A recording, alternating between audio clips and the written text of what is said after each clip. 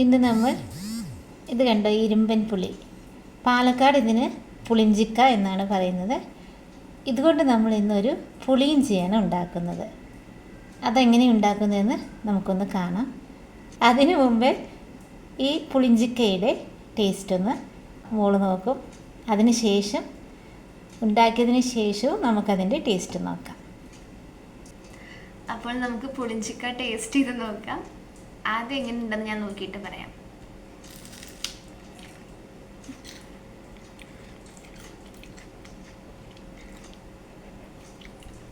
അതായത് ഇതിന് പേരിട്ടവർ അർത്ഥം അറിഞ്ഞ് പേരിട്ടതാണ്. പുറത്ത് മയിലിൻ്റെ ശബ്ദം കേട്ടില്ലേ, മയിൽ വരെ അത് എഗ്രി ചെയ്യുന്നുണ്ട്. നല്ല പുളിയുണ്ട്, നല്ല ഫ്രഷ് പുളിഞ്ചിക്കയാണ്. അപ്പോൾ ഇതുകൊണ്ടുള്ള സ്പെഷ്യൽ ഡിഷ് നമുക്ക് വീഡിയോൻ്റെ അവസാനം ടേസ്റ്റ് ചെയ്യാം.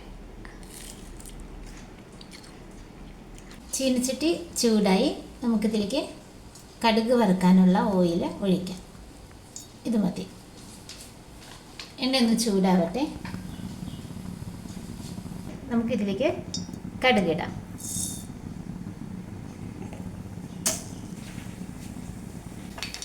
ഇപ്പോൾ കടുക് പൊട്ടിക്കഴിഞ്ഞു. ഇനി നമുക്ക് വറ്റൽ മുളകിടാം. അതിനുശേഷം കറിവേപ്പില ഇടാം.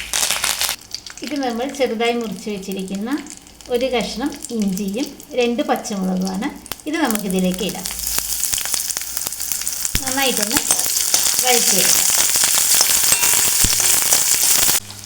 ഇപ്പോൾ നമ്മുടെ ഇഞ്ചിയും പച്ചമുളകും നല്ല മൂത്തു, നല്ല നമുക്ക് ചുമ വരുന്ന പാകത്തിനായി. ഈ സമയത്ത് നമ്മൾ മുറിച്ച് വെച്ചിരിക്കുന്ന പുളിഞ്ചിക്ക ഇതിലേക്ക് ഇടാം. ഇനി പുളിഞ്ചിക്ക വേകാൻ ആവശ്യത്തിന് കുറച്ച് വെള്ളം നമുക്ക് ഒഴിക്കാം. ഇനി നമുക്ക് വേണ്ടത് 1/4 ടീസ്പൂൺ കാശ്മീരി മുളക് പൊടിയാണ്.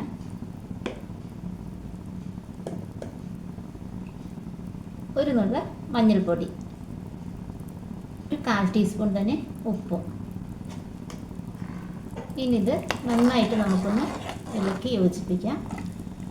നമ്മുടെ പുളിഞ്ചിക്ക നന്നായിട്ട് വെന്ത് കിട്ടണം. അതിനായിട്ട് നമുക്കിതൊന്ന് അടച്ചു വയ്ക്കാം. കുറച്ച് കഴിഞ്ഞിട്ട് നമുക്ക് നോക്കാം. നമ്മുടെ പുളിഞ്ചിക്ക വെന്തുവെന്ന് നോക്കാം. നന്നായിട്ട് വെന്ത് വന്നു. ഇനി നമുക്കിതിലേക്ക് ഒരു കാര്യം ചേർക്കാം. ഇത് 2 ടേബിൾ സ്പൂൺ ശർക്കര പൗഡറാണ്, ശർക്കര പൊടി. ഇത് നമുക്കിതിലേക്ക് ചേർക്കാം. ഇനി നമ്മൾ ചേർക്കുന്നത് 1/4 ടീസ്പൂൺ ഉലുവ വറുത്ത് പൊടിച്ചതാണത്. അതും കൂടി ചേർക്കാം. ഇനി നന്നായിട്ട് തന്നെ ഇളക്കി യോജിപ്പിക്കാം.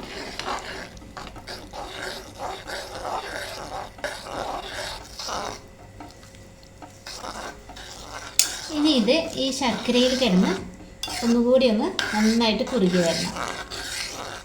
അപ്പോഴാണിത് പാകമാവുന്നത്. അതിനായിട്ട് നമുക്കിതൊന്ന് അടച്ചു വെക്കാം.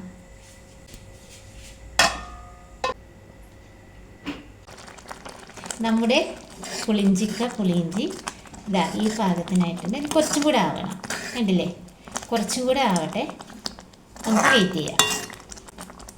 ഒന്നുകൂടെ നമുക്ക് അടച്ചു വയ്ക്കാം. നമ്മുടെ ആ പച്ച കളറിലുള്ള പുളിഞ്ചിക്ക ഇപ്പോൾ നോക്കൂ, ശർക്കരയിൽ കിടന്ന് അത് വെന്തിട്ട് ഇപ്പോൾ അതിൻ്റെ കളർ കണ്ടോ, ഇങ്ങനെയായി. ഇനി ഒരു 2 മിനിറ്റും കൂടെ ആയിട്ട് നമുക്ക് സ്റ്റൗ ഓഫാക്കാം. കണ്ടില്ലേ, പുളിഞ്ചിക്ക നല്ല വെന്ത് ഉടഞ്ഞു. ഇതുണ്ടോ, ഇതാണ് ഇതിൻ്റെ ഒരു പാകം. കണ്ടില്ലേ, ഇതിപ്പോൾ പുളിഞ്ചിക്കയാണെന്ന് ആരും പറയില്ല. കണ്ടില്ലേ, ഈ ഒരു ഷേപ്പിലായി. ഇനി നമുക്ക് സ്റ്റൗ ഓഫാക്കാം. തണുത്തതിന് ശേഷം നമുക്ക് ടേസ്റ്റ് നോക്കാം. നമ്മുടെ പുളിയിഞ്ചി റെഡിയായി. നല്ലൊരു സൈഡ് ഡിഷാണിത്. എല്ലാവരും ഒന്ന് ട്രൈ ചെയ്ത് നോക്കണം. എല്ലാവർക്കും ഒരുപാട് ഇഷ്ടമാകും. ഇനി നമുക്കിതൊന്ന് ടേസ്റ്റ് ചെയ്ത് നോക്കാം. നമ്മൾ ടേസ്റ്റ് ചെയ്യട്ടെ. അപ്പോൾ അമ്മയുടെ സ്പെഷ്യൽ പുളിയിഞ്ചി നമുക്ക് ടേസ്റ്റ് ചെയ്യാം.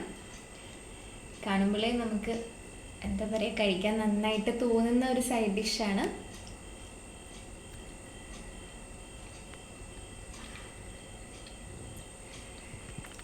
എന്താ രുചി? നല്ല സ്വീറ്റും അതേപോലെ തന്നെ എരിവും സ്വീറ്റും മിക്സ് ആയിട്ടൊരു കോമ്പിനേഷനാണ്. നല്ല സൈഡ് ഡിഷാണ്. നമുക്ക് എത്ര വേണമെങ്കിലും ചോറ് ഈസി ആയിട്ട് കഴിക്കാൻ പറ്റുന്ന ഒരു സൈഡ് ഡിഷാണ്. എല്ലാവർക്കും ഇഷ്ടമാവും. ഇപ്പോൾ എല്ലാവരും ട്രൈ ചെയ്യുക. നമ്മുടെ ആദ്യത്തെ പുളിഞ്ചിക്കയും ഇപ്പോഴുള്ള പുളിഞ്ചിക്കയും കൂടെ നോക്കിക്കേ എന്ത് രസമാണ് കാണാൻ. നമുക്കത് ചോറിൻ്റെ കൂടെയും എന്തിൻ്റെയും കൂടെയും നന്നായിട്ട് കഴിക്കാൻ പറ്റുന്ന സൈഡ് ഡിഷാണ്. അപ്പോൾ എല്ലാവരും ട്രൈ ചെയ്യുക. So see you in the next video. Have a nice day.